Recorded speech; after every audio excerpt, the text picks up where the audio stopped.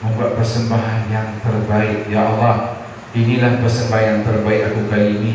Aku tidak tahu yang akan datang, apakah aku akan bertemu lagi dalam Ramadan yang akan datang. Allah karimnya, dengar-dengar saya, kawan saya di Syahalah, maknya meninggal hari Jumaat. Sihat, bangun sahur, pagi bangun bercakap elok lagi. Dia pukul 12 dia batuk saja meninggal. Allah bagi kemudahan, tak payah susah-susah. Kata Syekh Sya'rawi berkata, perkataan syar atau bulan diambil dari pemberitahuan atau penzahiran.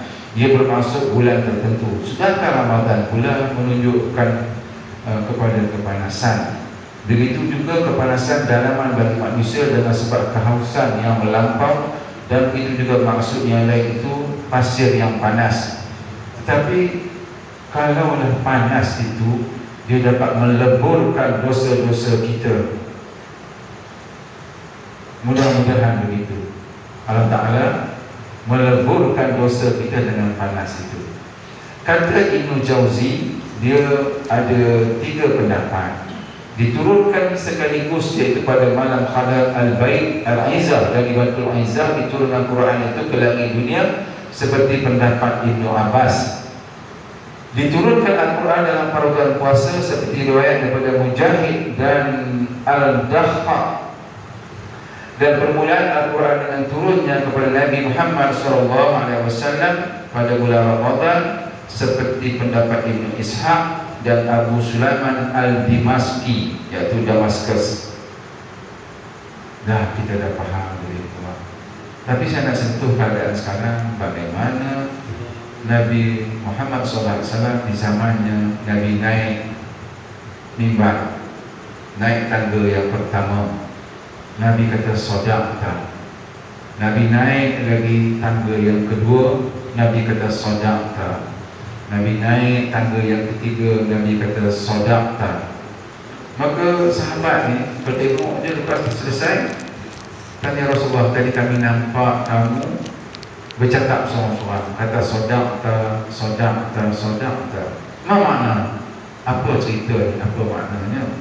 Kata Nabi, ketika aku naik tangga yang pertama, maka Jibril mengkhabarkan kepadaku, sekiranya ada orang yang ada mak bapaknya lagi, tetapi dia tidak mengambil tanggungjawab untuk menjaga ibu dan bapanya ketika hidup, dia buat tak peduli je. Tanpa ada apa semua apa jaga. Aku Alung sibuk dengan urusan, tak ada masa nak jaga ayah atau mak. Tidak mengambil tanggungjawab, nak bagi duit ke, nak tanya khabar ke, nak pergi tengok mak kita. Saya pergi tengok mak saya di Melaka, dia bukan nak duit, dia ada pencen arwah bapak saya, dia bagi duit kat saya pula. Sebenarnya dia bukan nak duit kita, nak tengok muka kita kan sahaja. Allah Akbar. Betul tak yang kita dah tertua ni kan, kalau anak tak telefon, tak dapat tengok gambar muka cucu, rasa macam mereka ni tak ingat tak kita agaknya.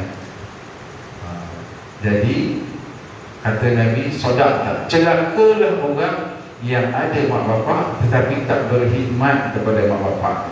Kita dah tua ni, saya dah ada anak, dah ada cucu ni, macam tuan-tuan juga, terasa macam mana rasanya ya. Anak tak ramai. Kalau anak ramai tak kisah, 10 anak tak balik 3, tak heran 7 ada lagi. Ni anak 3 kerat. Baik, Nabi naik step yang kedua, tangga yang kedua itu. Nabi kata Jibril, sekiranya disebut nama aku Muhammad, tetapi mereka tidak selawat dan salam kepadaku, nescaya celakalah mereka. Kata Nabi, sodaqta. Maksudnya setiap kali kita dengar nama Muhammad saja, kita sahut sallallahu alaihi atau Allahumma shalli ala sayyidina Muhammad wa ala sayyidina Muhammad wa barik wasallim, atau selawat apa pun dah, wa barak wa salam wa barik wasallim. Celakalah orang apabila sebut nama Nabi, dia buat dak. Tapi kita tak, dalam Ramadan kuat kan, Ramadan sallallahu alaihi, bila terawih tu kan, kuat solat, jom balik, kuat solat. Kemudian yang ketiga Nabi naikkan dia. Nabi kata sadaqta. Kata Jibril, apabila datangnya bulan Ramadan tetapi kita tak ambil pusing, alamak leceh betul, cukup leceh bila Ramadan datang ni tak dapat makan siang, lapar lagi, rasa macam beban bila datang Ramadan. Sepatutnya sekiranya umat aku tahu, nescaya dia akan minta Ramadan itu sepanjang tahun, kerana segala amal ibadat itu Allah Ta'ala tandakan lagi lebih dari puasa tu, li bagiku, bagi Allah Ta'ala, akulah yang nak bagi pahala 700 ke 1000 ke, ia terulang. Kita ni nak dapat pahala banyak, pergi umrah, satu kali solat fardu di Masjidil Haram dapat 100,000. Tapi sekarang nak pergi dengan keadaan payah, kos dia pun mahal. Lepas tu Arab pula buat kuota, bukan boleh pergi selalu sekarang haji, tak pergi selalu. Saya baru 2 bulan balik pada umrah, Masya Allah tuan dia.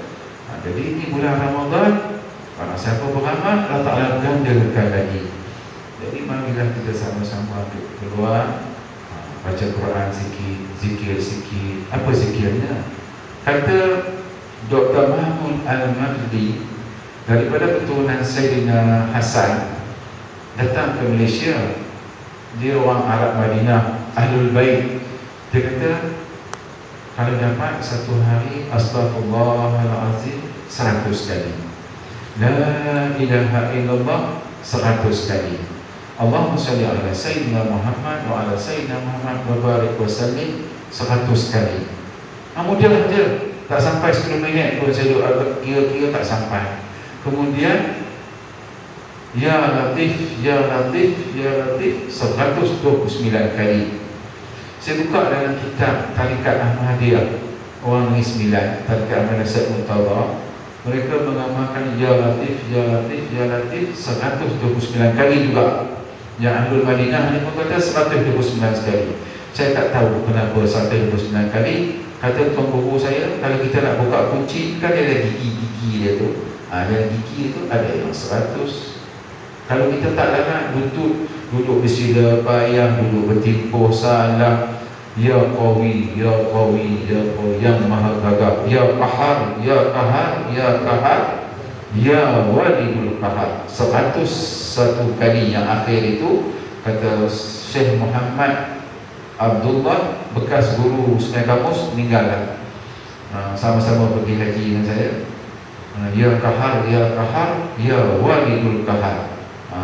Masya Allah. Jadi banyak nama Allah yang kita boleh zikir dengannya. Amal rezeki beggar, tak ada rezeki. Ya Razak, Ya Razak, Ya Razak. Sakit badan, Ya Salim, Ya Salim, Ya Salim. Itulah sakit kepala pula. La yusadda'una anha wa la yunzifun, kata Ustaz Datuk Haruddin. Surah As-Sajdah, Waqi'ah, surah Waqi'ah, la yusadda'una anha wa la yunzifun. InsyaAllah. Tapi kalau ilmu hakikat, kata Tuan Guru Muhammad Abdullah ni, Allahumma anta syafi, la shifa'a ila shifa'uka. Allahumma anta syafi, Allah yang maha penyembuh. La shifa'a, tidak ada kuasa penyembuh, illa shifa'uka. Itu Tuhan. Allahumma anta syafi, wahai Tuhan yang menyembuh, tiada kuasa menyembuh illa syifa-Engkau ya Allah. Saya ingat cerita Ustaz Muhammad Haji Tuan Guru Muhammad Abdullah ni. Dia kata pada satu hari dia duduk di rumah dia, datang orang bawa pesakit, tak boleh berjalan, pikul, letak atas stretcher, bawa naik ke rumah. Dia kata, Tuan, tolong ubatkan. Kata saya bukan tok umum, saya bukan peti. Dia kata Allah tak baca jambi-jambi apa-apa. Maka dia pun pegang kaki kawan tu, pegang betis dia, urut. Nak urut nak kata apa? Ya Allah, yang beri penyakit ni engkau, yang menyembuh engkau juga lah, apa pasal aku? Maka dia pijit lagi, ya Allah, Yang memberi penyakit itu engkau, yang menyembuh pun engkau juga. Pijit. Lepas tu kaki kawan tu bergerak. Dia pun boleh bangun, berjalan pula dalam masa itu juga. Tapi Tuan Guru baca itu sahaja, iaitu Allahumma anta syafi la shifa'a illa shifa'uka. Tapi dia tak sebut dalam bahasa Arab. Saya boleh lupa yang bahasa Arab ni, tapi dia sebut dalam bahasa Melayu dia. Itu ilmu hakikat. Maka berjalanlah orang tadi. Lepas tu kata isteri dari balik tirai, kata, Ustaz, tadi ditendang dengan saya. Dia tendang isterinya. Maka itulah balasannya. Kita boleh baca tadi, Bismillahirrahmanirrahim, la yazuru ma'asmihi syai'un fil ardi wa la fis sama'i wa huwa as-sami'ul 'alim. Itu segala penghalang, doa penghalang. Atau kata Ustaz kamu Bismillahirrahmanirrahim, Bismillahirrahmanirrahim, Bismillahirrahmanirrahim, Bismillahirrahmanirrahim, la yazuru ma'asmihi syai'un fil ardi wa la fis sama'i wa huwa as-sami'ul 'alim. Doa sakit, doa. Jadi kuat. Baik. Balik kepada cerita tadi, itulah yang Nabi cakap, sekiranya datang Ramadan, kita ambillah peluang apa yang ada. Kerana antara kita dengan Allah menyimpan rahsianya. Siapa tahu kita berpuasa Isnin Khamis? Siapa pun tak tahu. Kalau kita sendiri yang bercakap, nampak letih, nampak puasa. Dia sepatut tak bersuara. Tak siapa tahu pun, dia dengan Allah sahaja. Letih, ngantuk, nampak malam tadi terkejut, habis. Itu rahsia kita dengan Allah tu tak dicakap. Saya nak sebut, saya ingat lebih sedap cerita bagaimana diriwayatkan oleh Ibnu Abbas dalam kitab Duratul Nasihin. Dalam Duratul Nasihin, dalam kitab mengatakan ada seorang ahli ibadat, dia beribadat selama 1000 tahun. Dia adalah seorang panglima perang yang kuat. Badannya macam Tarzan, macam dengan Hercules. Di barat ada cerita tu, iaitu Samson Delilah. Iaitu barat menulis dalam kitab Taurat mengatakan ada. Tetapi Ibnu Abbas menceritakan Rasulullah pernah tersenyum semasa duduk dengan sahabat. Sahabat kata, kenapa kau senyum Rasulullah? Dia kata, aku teringat seorang Nabi yang masuk ke syurga bawa pedang sorang-sorang dia. Tak ada siapa pun ikut dia. Tak ada pengikut, ngikut mati habis. Dia sorang je masuk syurga sorang-sorang. Nabi tersenyum. Kata siapa dia? Itulah Sam'un Al-Ghazi, seorang yang gagah perkasa. Ada 2-3 kitab yang riwayat menyebut cerita ni yang lebih kurang begini. Semasa hidupnya, dia selalu berperang menggunakan rahang unta.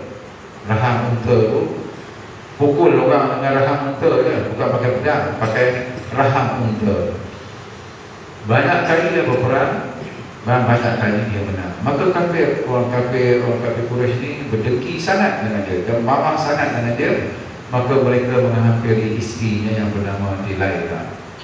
Isterinya seorang yang tamak akan harta, nak akan kekayaan, sedangkan suaminya ahli ibadat. Maka kafir menawarkan harta kepadanya, sekiranya engkau dapat mengikat, bunuh suami kau. Dia tak bunuh, tak mau. Bunuh suami kau, tak mau. Engkau nak bunuh, tak, kau tolong ikat je. Maka pada malam yang pertama diikatnya, nak ikat suaminya. Tetapi suaminya larut malam, berjaga malam, tahajud. Isteri tertidur, tak sempat nak ikat. Besoknya ikat lagi dengan tali. Bila diikat dengan tali, Sam'un, atau dikata juga dalam pendapat mengatakan dia wali Allah, sekali ditarik itu je, terkeluar tali. Dia kata, kenapa kau buat begini kepada aku? Dia kata kepada isterinya. Isteri kata, aku nak memuji bagaimana hebatnya kekuatan kau. Digambarkan dalam cerita kalau kita pakcik-pakcik yang pernah tengok zaman muda kita, darjah kita sekolah rendah dulu, cerita Samson, Hercules, Ulysses zaman dahulu. Besar badannya, kuat anggotanya. Ia adalah hero Islam, tetapi digambarkan sebagai cerita hero orang Kristian, orang Barat. Bukan. Begitulah Alexander the Great. Iskandar Zulkarnain itu yang membakar timah dan perak itu untuk nak tutup gua Ya'juj dan Ma'juj, tapi digambarkan sebagai Alexander the Great. Sedangkan Alexander the Great itu hidupnya tak sama tahun dengan Iskandar Zulkarnain, tak sama, tapi digambarkan sebagai mereka lah hero. Sedangkan hero Islam itu Iskandar Zulkarnain, tapi mereka mengatakan Alexander the Great. Berbalik kepada Sam'un Al-Ghazi, dikatakan juga sebagai wali Allah. Maka tidak heranlah kalau dia sebut Nabi kata, ada sabda riwayat mengatakan Nabi berkata dia adalah Nabi. Kerana Nabi itu berapa orang tuan-tuan? 124,000 orang Nabi. Yang dilantik menjadi Rasul 313 orang, 313 orang. Yang wajib percaya 25 aja. Ada Nabi yang bernama Samuel, ada Nabi yang bernama Daniel, ada Nabi bernama Shish. Dulu Barat, orang asal orang dulu, bila dia tak ada, Nabi dia mati, dia lukis gambar. Dia lukis gambar Nabi dia letak gambar tu. Lama-lama gambar itu kelabu, habis. Maklum lukisan. Kemudian dia memahat pada batu, mengenangkan Nabi mereka zaman dahulu. Kemudian bila memahat kepada batu, ada kala batu hancur, maka mulalah mereka membuat patung Nabi mereka. Mula daripada saat itu berlakulah persembahan berhala-berhala. Mereka membentuk, membuat patung Nabi mereka. Itu yang kita tengok sekarang, yang kita nampak tu, berlakunya berhala itu hasil daripada, jadi diselewengkan. Barat buatkan dia memahat batu juga. Baik, kembali kepada cerita Sam'un.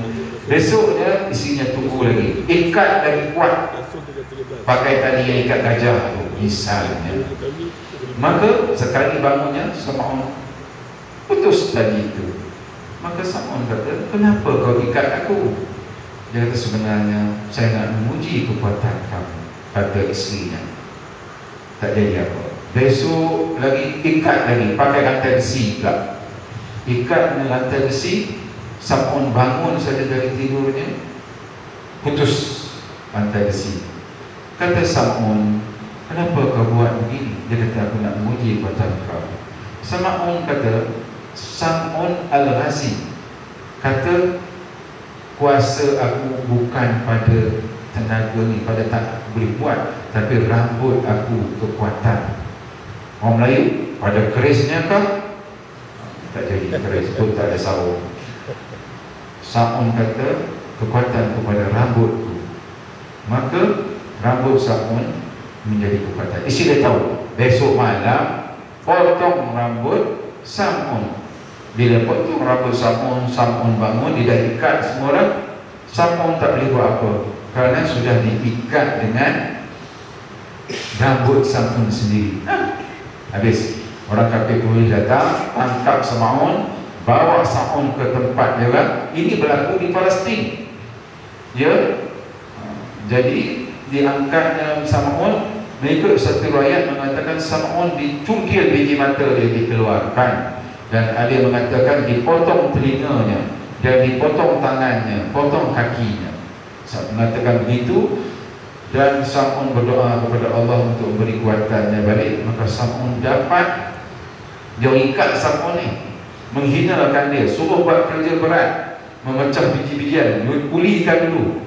Mengikut dalam cerita Orang Putih, saya tengok dulu, bila Sam'un mengayuh bahtera, yang ramai sebelah kanan hamba biasa, Sam'un seorang dia sebelah sini.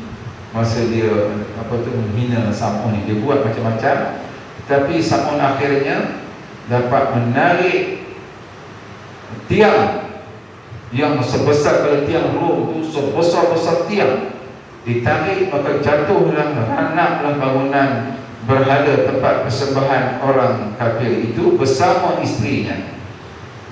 Tetapi dalam satu riwayat mengatakan Sam'un dia tidak sampai potong kaki dan tangan, dia hanya dicungkil biji mata dia dan dihinakan, dipotong telinganya.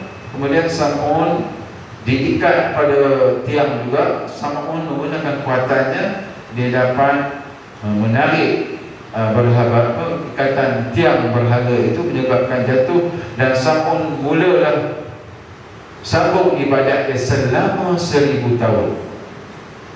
Beribadat umurnya panjang sampai 1000 tahun. Maka minta maaf 1000 bulan. Selama 1000 bulan, lebih kurang 83 lebih sikit. Kemudian sahabat-sahabat Rasulullah mendengar, mereka meminta, kalau boleh ya Allah, ya Rasul, kami nak juga pahala Sam'un, nak dapat juga kehebatan pahala Sam'un ini. Maka turunlah ayat Lailatul Qadar. Ayat Qadar ini iaitu barang siapa yang mendapat pegangan pada akhir Ramadan, di mana malam-malam itu ada Lailatul Qadar, maka pahalanya sama dengan Sam'un tadi, amalan 1000 bulan Sam'un.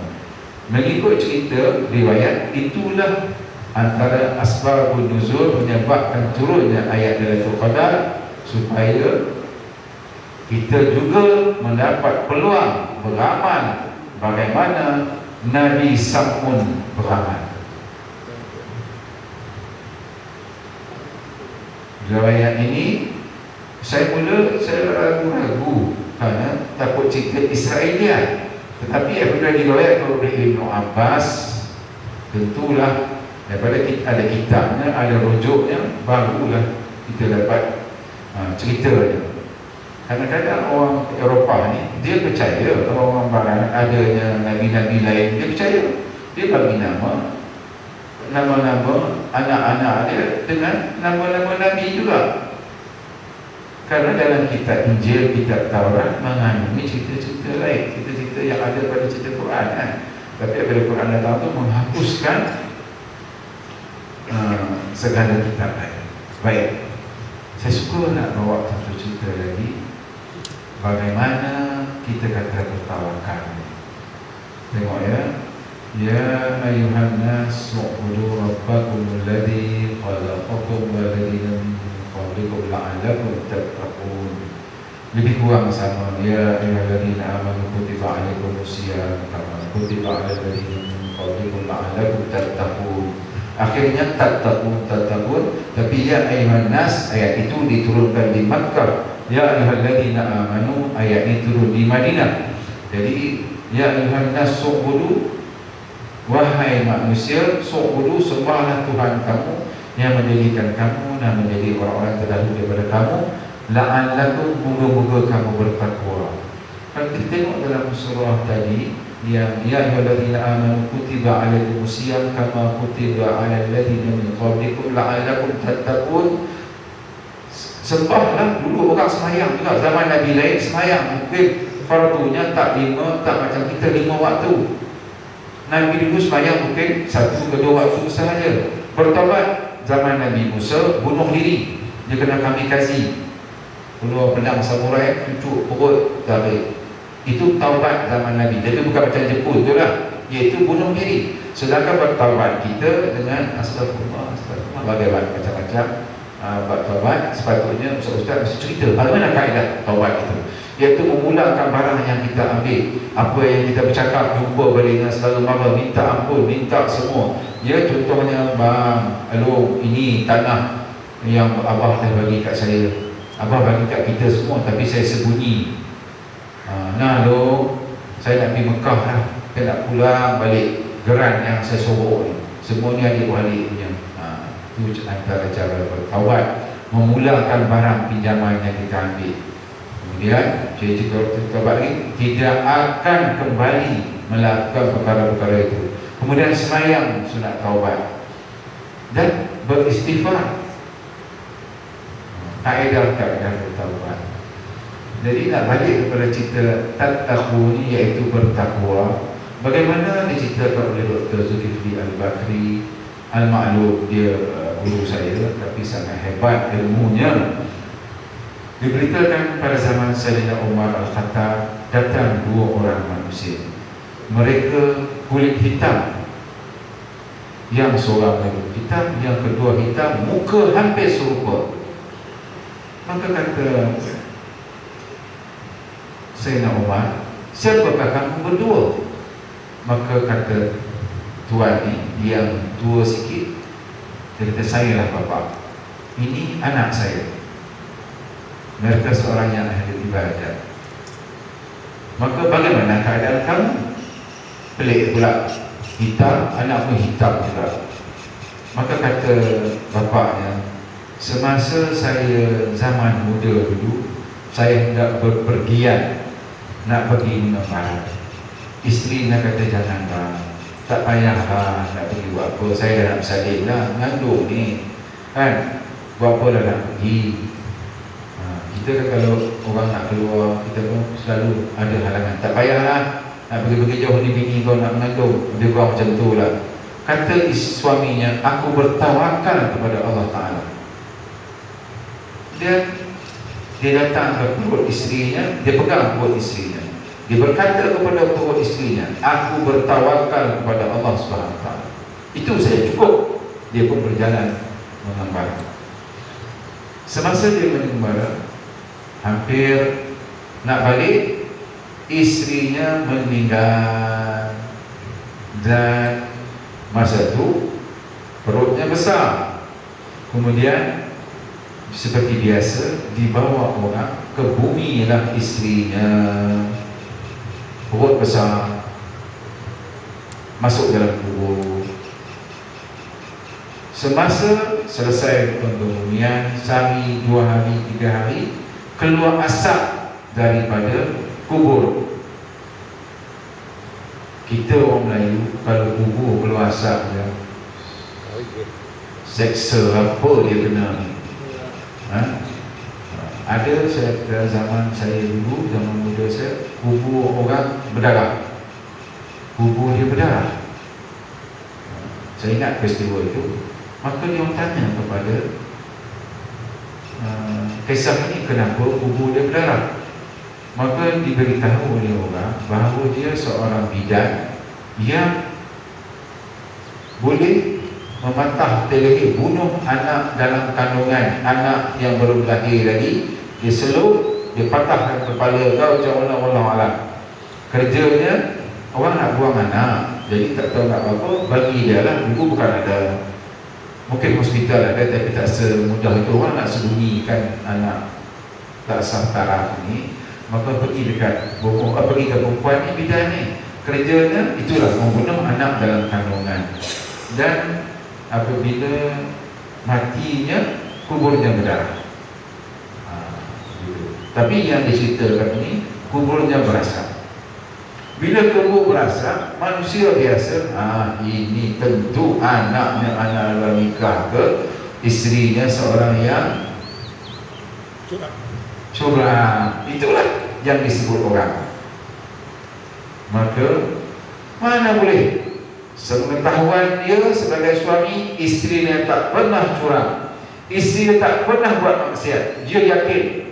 Maka dia berkata, mari kita buka semula kubur ini, buka balik kubur.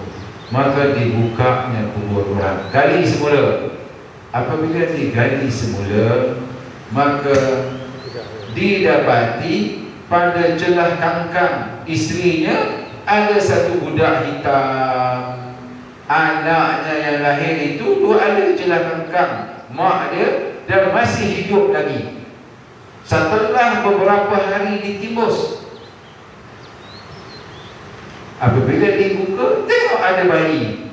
Maka mereka ambil bayi itu, buat balik rumah, sihat apa bayi itu, hinggalah mukanya besar sama macam muka bapak dia, yang Sayyidina Umar tanya tadi. Itulah akibat dia bertawakal dengan Allah Ta'ala.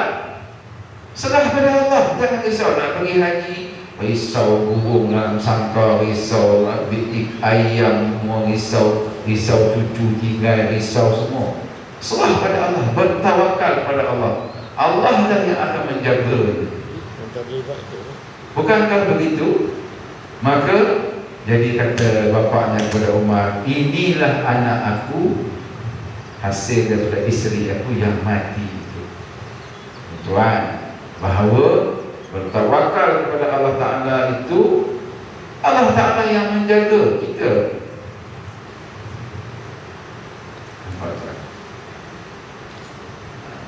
Cerita lagi. Cerita seorang ahli ibadat. Seorang ahli ibadat zaman Rasulullah. Apabila hampir dia nazak, maka orang pergi dekat tempat dia, kepada katil yang senang lah. Tengok dia pegang tangan macam tu, dan dia kata jadi dia kata bahasa Arab baru. Dia kata baru. Maka orang tak faham. Tanya Rasulullah. Rasulullah ni kenapa orang ni? Dia kata jadi.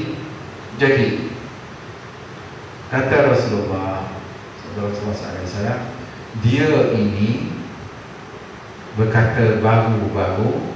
Zaman dia hidup dahulu, masa zaman mudanya, dia telah menderma pakaian. Dalam musim sejuk di Saudi, kalau tuan-tuan pergi masa musim sejuk, kalau itu bagi sejuk betul, ya, kena pakai baju tebal di Saudi. Begitulah masa musim sejuk di Saudi. Maka sahabat tadi, dia telah memberikan baju, salah satu bajunya kepada sahabatnya yang tiada baju. Adalah baju nipis tu kan, misalnya baju t-shirtnya, sedangkan musim sejuk, maka dia memberikan bajunya yang second hand. Dia ada dua baju, satu jaket tebal, atau orang made in Italy, made in Amerika atau Eropah beli, dan satu baju lagi made in China. Nak sebut kata murah sikit nilainya. Maka dia pun bila orang tengok sejuk, dia pun kata tak apalah, bagi sajalah yang made in China tu.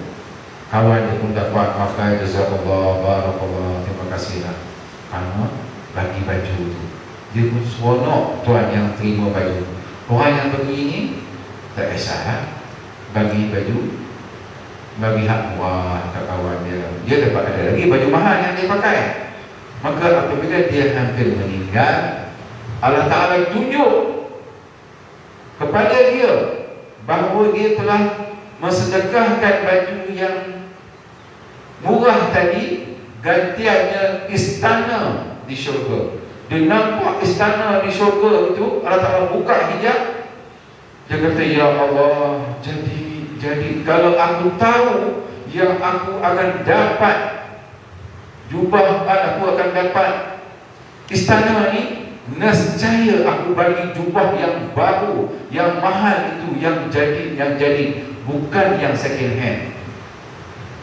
Tengok tuan-tuan, ganjaran Allah Ta'ala kepada kita bukan tahu. Kita berasa kita hebat dah, tetapi ganjaran Allah Ta'ala tak kena kutek itu masih macam kita.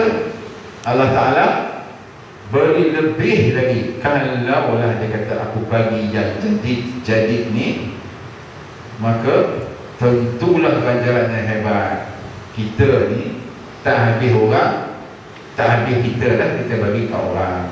Sepatutnya jubah yang kita sayang ni kita bagi. Tak begitu tuan-tuan, barang yang kita sayang itu baru tinggi nilainya. Samalah dengan muka saya. Saya baru ni, maklum saja kadang adalah jubah bila pergi umrah tu, anak balik jubah. Jadi saya ambil jubah saya dah 3 helai. Satu jubah bagi 3 helai, dekat 3 helai jubah bagi kepada imam di dekat beranak, dekat Rinci. Bagilah yang second hand, tapi bukanlah koyak, tak ada koyak apa, cuma lama bagi dekat dia 3 orang. Bagi dekat adik saya 1, jadi 4 jubah bagi. Saya 2 minggu sudah bagi ceramah di Anggrek Mall, Shah Alam, bangunan maram Anggrek Mall. dekat sebelah SACC. Orang meniaga kiri kanan, ada booth dia, jual jubah, jual baju, jual apa. Orang Melayu semua. Dia kata, Ustaz, hari ini kita tukar passion. Ustaz bagi ceramah dalam surau. Ustaz bagi ceramah tengah-tengah. Dia buat pentas. Pentas tu saya ingat ada pentas. Orang meniaga kiri kanan. Meniaga saya kata, akhlak orang Islam ni. Masa zaman Melaka dulu, orang Arab datang meniaga di Arab. Dia tak bawa dakwah. Dia tak kata, masuk Islam, masuk dah. Dia berniaga bawa baju. Tetapi budaya Arab, kalau dia jual baju ni koyak. Dia kata, tuan-tuan, baju ni kaitnya koyak belah belakang ni. Kalau tuan-tuan nak beli, saya kurangkan harga sikit. Boleh? Ni koyak. Kita hak koyak tu sembunyi duduk belakang sana. Jual kain kat orang, kain koyak. Atau kita beritahu, saya kata, kalau kita berniaga, kain tu yang nak habis kaki dia, warna dia berubah. Jumpa ya? Warna dia berubah. Jadi warna berubah bila kita nak jual, kita bagi tahu yang sebelah belakang ni warna dia tak elok. Kalau nak beli, saya kurangkan harga. Kalau kita sorok-sorok lagi. Macam Cina jual buah Petaling Street. Saya ingat zaman saya dulu, Cina jual buah Petaling Street, dia letak buah yang cantik di depan. Kita pun mana-mana, dia lunggu depan tinggi je. Oh, cantik buah dia. Bagi kita tengok tempat lain, dia ambil di belakang, di depan dia tu, di belakang kita, buah tak elok dia ambil, dia bungkus dalam plastik. Cepat kita pun bayar duit, jalan. Takkan kita nak buka balik plastik, dia ngomong pula buah tu. Tak kan? Menipu. Satu hari kawan saya, kakak dia beli buah di Petaling Street. Bila dia beli, dia buka, bayar duit, dia buka balik buah tu, tengok-tengok buah buruk. Dia kata kat Cina tu, lu mau makan ke ini buah? Ini buah, lu makan tak? Lu mau jual, lu makan tak? Suami dia ada sebelah, Norma, dengarlah, kau tu sama. Marah suami dia. Suami dia jangan gaduh lah, jangan. Dia kat depan, penipu. Kalau kita jual buah orang Melayu, buah ni dah halal, second harga dia RM5. Ni buah cantik lagi RM6. Yang ni kemarin punya buah, hari ni RM6. Saya ceritalah bagaimana akhlak orang menjaga di Anggrek Mall tu. Lepas tu bagi sikit doa, nak dapat rezeki macam mana, cerita sikit bab etikat, bagaimana orang Jabariyah, Qadariyah, Mu'tazilah tentang peniaga, macam tu. Lepas tu habis dia, Ustaz, mana apa? Ustaz bagi doa sikit yang Ustaz cakap tadi. Apa masalah? Dia tulis je lah, bagi tahu doa. Kata, jom Ustaz pergi kedai saya. Kata, buat apa pula? Jom lah pergi kedai. Dia kata, Ustaz, ambil jubah mana Ustaz nak? Dia punya point tu nak cerita tu. Ustaz ambil jubah ni, Ustaz ambil sokok, ambil stokin. Bagi stokin 2 pasang, bagi jubah yang cantik 1, bagi songkok 1. Free kan? Tapi saya bagi jubah second hand dekat imam kawan saya di Rincing itu, bagi jubah second hand. Allah Ta'ala bagi ganti balik 1 jubah yang baru. Nampak tuan-tuan? Malu saya rasanya. Sepatut beli jubah yang baru bagi kau orang. Nampak tuan-tuan? Jangan kata orang, kita sendiri dia bercakap tu elok ada berkempen, tapi bila kena petang hidup nak bagi, tak bukan niat kita pun. Sebenarnya ada banyak orang sedekah, lebih baik bagi kat budak tahfiz kan. Nak bagi itu. Tuan-tuan, ada barang lebih, umur kita berapa, baju kita pakai dekat serat almari. Orang perempuan baju raya 7 pasang baju raya. Buka serat almari, penuh almari. Jadi nak bagi yang sayang. Sedang dia beri kepada saya baju itu, datanglah meminta sedekah buta 2 orang, suami isteri. Datang. Lepas tu kata pekerja dia, saya dah bagi RM5 tadi. Kata pekerja dia, dia kata, Mai masuk. Ambil jubah bagi kat dia, baju raya, baju Melayu, bagi kepada si buta lelaki, dan bagi baju Melayu kepada isterinya yang buta tadi. 2 orang buta ni, suami isteri, dapat pakaian baju raya baru. Saya Ustaz dapat jubah raya. Tengok tuan-tuan, kita duk sangka yang kita sayang itu, sedangkan Allah Ta'ala akan gandakan rezeki lagi pada kita. Apabila kita bersedekah, Allah Ta'ala buat parit longkang jauh lagi, supaya tak kena kita daripada api neraka. Allah Ta'ala jadikan parit, jadikan penghalang kepada kita yang bersedekah. Tambah-tambah bulan Ramadan ini. Ustaz pernah nak kempen Beringat saya dilantik sebagai penasihat kepada persatuan NGO nak ke Syria, nak pergi bantu rakyat Syria.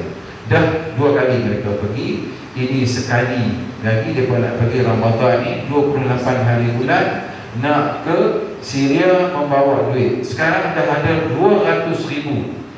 Sebenarnya nak bagi 600,000, tapi nak kempen dekat orang. Kita, anak-anak kita susah payah baju ada dekat selai, jualan baju raya. Anak-anak Syria ni baby nak minum susu. Baby nak minum susu. InsyaAllah.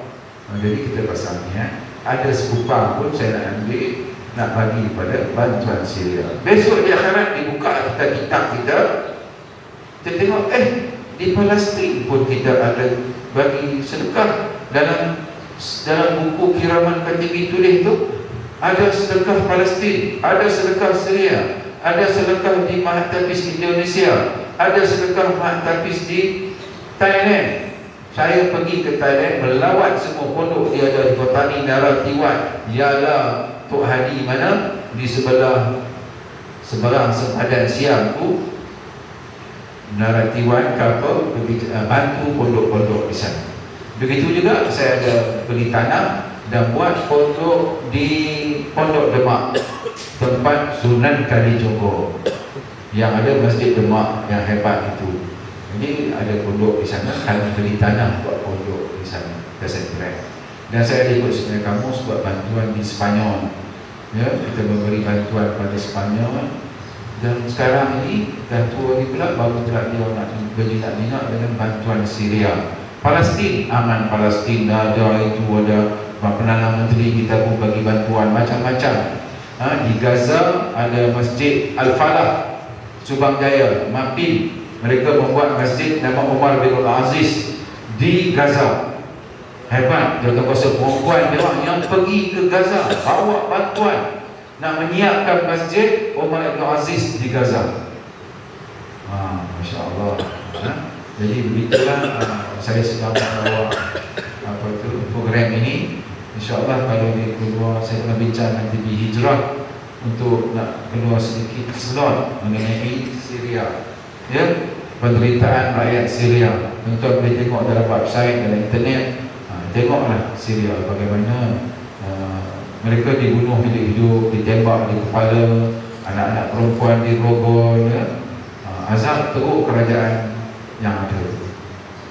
Tengok sekarang bagaimana berlaku di Morsi di Mesir. Dia dipilih oleh rakyat, dia bukan mengambil secara pemberontakan untuk menang di Mesir, tak, secara pilihan rakyat. Jadi adanya provokasi, tunjuk kata dia ada penentang. Memanglah yang penentang tu bekas daripada Husni Mubaraknya orang, dan berbagai-bagai lagi bantuan daripada golongan lain yang dengki kepada Morsi. Pasal kerajaan Islam sudah naik, orang takut Morsi dan Israel tercabar. Tapi kita kata apa kepada Syria? TV kita pun tak ada cerita, TV kita pun tak buka cerita. Adalah sikit-sikit tentang kekejaman Syria. Allahuakbar.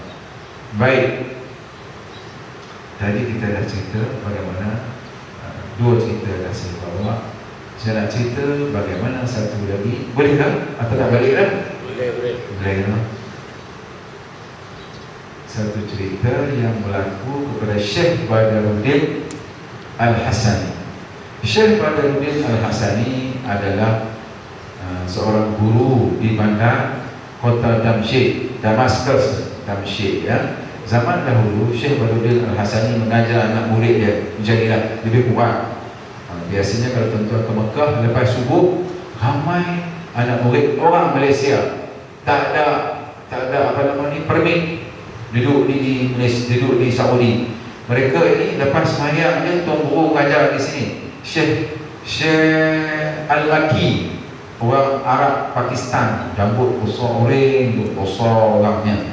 Ada lagi mengajar di Masjid Nabawi, di Masjidil Haram, di depan Kaabah lepas subuh. Waktu maghrib dia mengajar di dalam Masjidil Haram. Dia cakap bahasa Urdu, bahasa ibundanya. Tapi dipanggilnya Al-Makki kerana dia maulid, dia lahir di Mekah. Jadi tiap-tiap kali dia mengajar, budak-budak Melayu ada datang polis, lalu langkah kita datang orang Melayu kita, nak dipukul dan kaki polis yang bekerja dalam Masjidil Haram tu melompat dan langkah kaki, dan sekejap dari siapa duduk depan tu akan dapat duit bantuan. Orang bagi duit, ada bagi makan, ada bagi macam-macam. Jadi ramai budak Melayu. Saya jumpa 2 orang baru ni yang tak ada visa, tak ada apa, doktor di Mekah, mukanya bercahaya-cahaya. 2 orang budak-budak orang di Malaysia, di Saudi. Mereka ini duduk secara curi-curi belajar.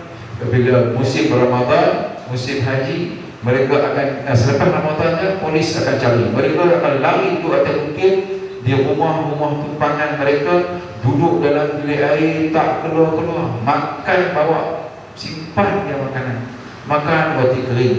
Bila musim haji, mereka dianukan balik, mereka bebas keluar masuk. Masa tu dia tak cek kan, 4 juta orang nak cek apa.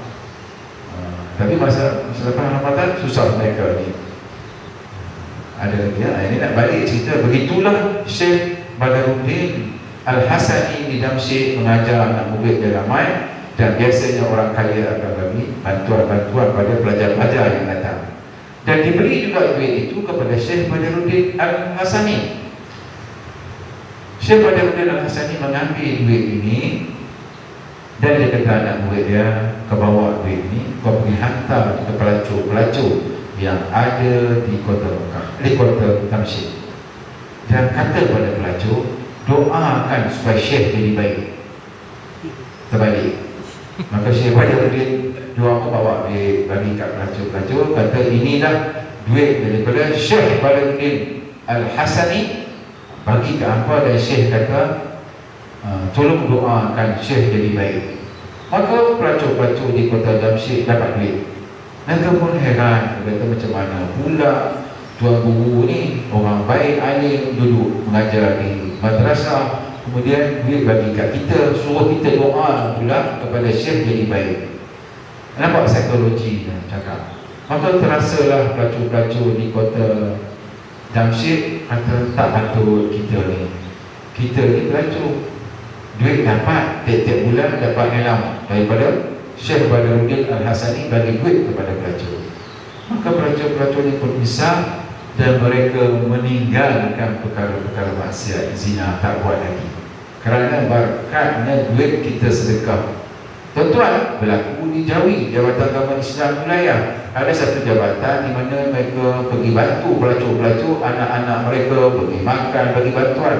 Ada juga pondan yang datang belajar, pakai tudung cantik apa semua. Masa dia pergi haji baru ni, susah Dr. Zulkifli Al-Bakri nak buat fatwa. Dia pakai kain ihram, cantik orangnya. Maklum saja datang belajar haji pakai tudung macam perempuan, duduk dengan perempuan. Bila nak pergi haji, nak letak kat mana? Nak letak dari perempuan? Nak letak dari Pak Haji? Pak Haji pakai cubit habis. Hukumnya kena letak di tempat Pak Haji, bersama Pak Haji. Maka dia pakai ihram apa semua, dulu bertipu pakai ihram. Allahu Akbar. Jadi kenapa perlu fatwa? Jadi ramai ada orang sudah insaf, ada orang kalau macam kita pergi bantu mereka-mereka pelacur-pelacur pondan ni supaya jangan buat maksiat, kan? Kita mengambil inisiatif bantu. Jadi ada ustazah tu, saya kata ustazah bagilah peluang saya tak bagi ceramah dekat dewan, percuma, tak boleh bagi apa. Saya sekarang nak pergi ke penjara, saya nak minta penjara bagi saya satu slot. Saya tak nak duit, saya nak pergi kuliah aja pada penjara. Saya ingat kalau kita ada satu kontak penjara, sila saya nak pergi tempat permunian penyerahan. Kami di Selangor ni ada 100 lebih ajaran sesat, macam-macam Nabi lah, apa lah, kabut semua ajaran-ajaran tarikat-tarikat yang kabut.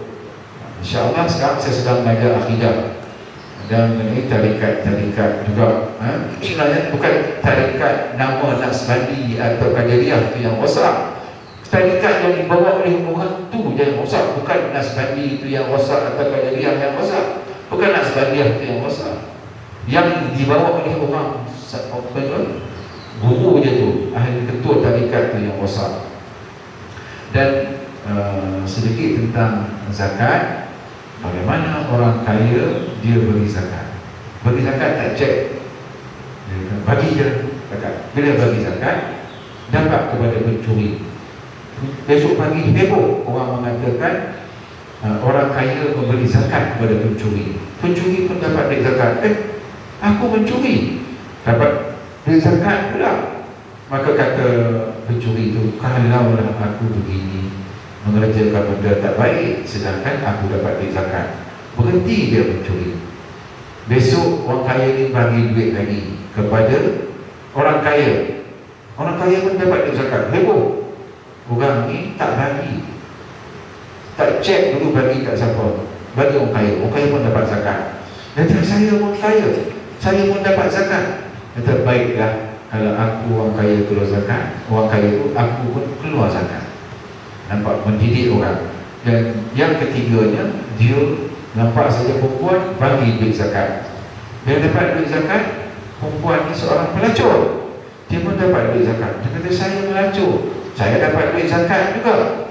Kalau macam tu, lebih baik saya berhenti kerjaan saya. Maka malaikat berkata, dia mohon ya Allah, dia kata aku dah silap bagi. Maka malaikat membawa berdoanya kepada Allah Ta'ala. Kata Allah Ta'ala, terima amalan zakatnya. Jadi dia bukan nak kata tentang amalan zakat. Kita pun kadang duit tak cukup lah. Jadi siapa yang patut, yang itu keluar zakat fitrah, keluar zakat emas, orang perempuan zakat emas, zakat itu. Dan saya nak sebut, kita ni duduk begini, marilah kita bakat-bakat qadha sembahyang kita, qadha puasa kita, bayar fidyah orang perempuan yang tak puasa bertahun-tahun tu. Masa saya pergi kuliah di Anggrek Mall tu, ada satu budak perempuan turun tengah kuliah saya, open air, rambut perak, pakai seluar, pakai t-shirt, lawa orangnya pula. Turun-turun, Ustaz, saya nak jumpa sekejap. Tengok ni apa hal pula.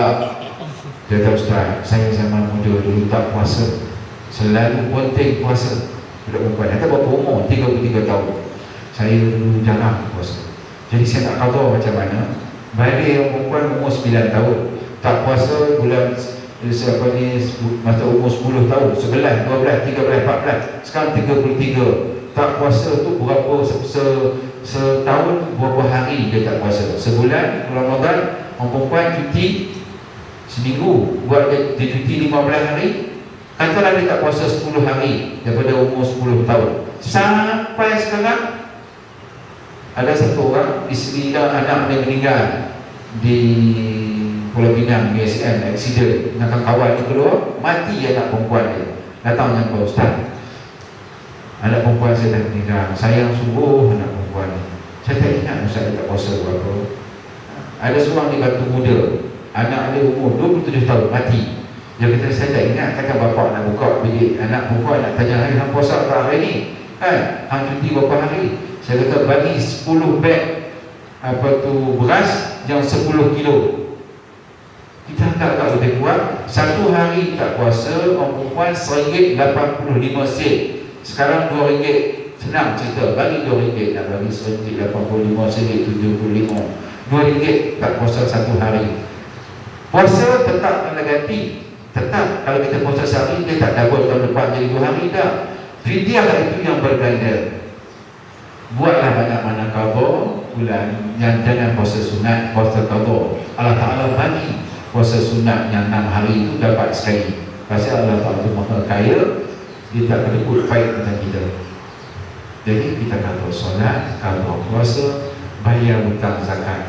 Apa dia bawa zakat? Ustaz sendiri pergi lembaga zakat Selangor, kata buat apa lagi? Dia baca atas kaunter bawah, kata tak bayar di zakat. Zakat bila? Zakat hutang. Nak kau tu tak ingat bila zaman senang dulu, kadang-kadang lupa, jadi saya pun bayar zakat kau.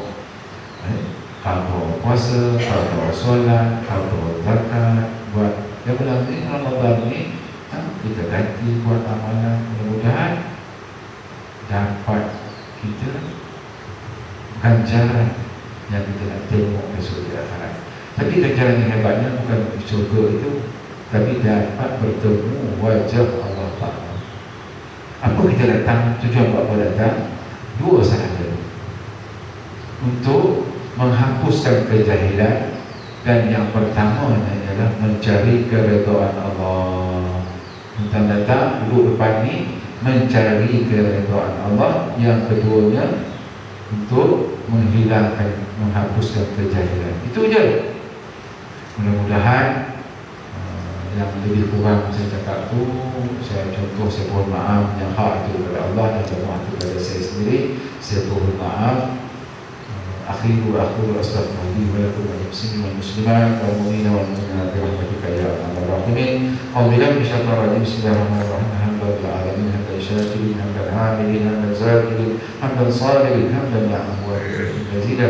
Ya rabbana lakal hamdu kama yanbaghi li jalali karim wa 'azimi sultanik. Allahumma iftah qulubana futuhal arifin. Allahumma faqihna fid din wa 'allimna bit ta'wil warzuqna fahman nabiyyin wa malaikatal muqarrabin. Allahumma tahhir qulubana minan nifaq wa 'amalana minar riya wa lisanana minal kazib wa 'ainana minal fitnah. Allahumma zidna 'ilman nafi'an wa fahman wasi'an wa 'amalan salihan warzuqna rizqan katsiran halalan thayyiban mubarakan. Allahumma ansurna ikhwana mujahidin fi Palestin. Allahumma ansurna ikhwana mujahidin fi Suria. Allahumma ansurna ikhwana mujahidin fi Rohingya. Allahumma ansurna ikhwana mujahidin fi Kashmir. Allahumma ansurna ikhwana mujahidin fi Afghanistan. Allahumma ansurna ikhwana mujahidin fi Filipina. Allahumma ansurna ikhwana mujahidin fi Janub Thailand. Allahumma ansurna ikhwana mujahidin fi kulli makan atau fi kulli zaman. Rabbana atina min ladunka rahmatan wa hayyi lana min amrina rasyada. Allahumma ya Allah, terimalah taubat-taubat kami ya Allah. Ya Allah, ampunkanlah dosa-dosa kami ya Allah. Terimalah amalan kami ya Allah. Bila-bila Ramadan ini ya Allah. Allahumma arhamna fi syahri Ramadan. Allahumma arhamna fi syahri Ramadan. Allahumma arhamna fi syahri Ramadan. Ya Allah, sampaikanlah hajat-hajat kami ya Allah. Ya Allah ya Rahman ya Rahim, kami mohon daripada-Mu daripada fitnah kaya, fitnah miskin, fitnah sakaratul maut, fitnah Dajjal al-Masih. Ya Allah ya Rahman ya Rahim, berilah taufik kepada kami, kepada khususnya kepada surau ini dan masyarakat di sini, seterusnya kepada umat Islam di Malaysia dan seluruhnya di seluruh dunia ya Allah. Astaghfirullah lil muslimin wal muslimat. Astaghfirullah lil muslimin wal muslimat. Astaghfirullah lil muslimin wal muslimat. Rabbana atina fid dunya hasanah wa fil akhirati hasanah wa qina azaban nar wa qina azaban nar wa qina azaban nar. Wa sallallahu ala sayyidina Muhammadin nabiyyi ummi wa ala alihi wa sahbihi wa barik wa sallim. Walhamdulillahi rabbil alamin. Taqabbalallahu minkum. Wallahu a'lam bissawab.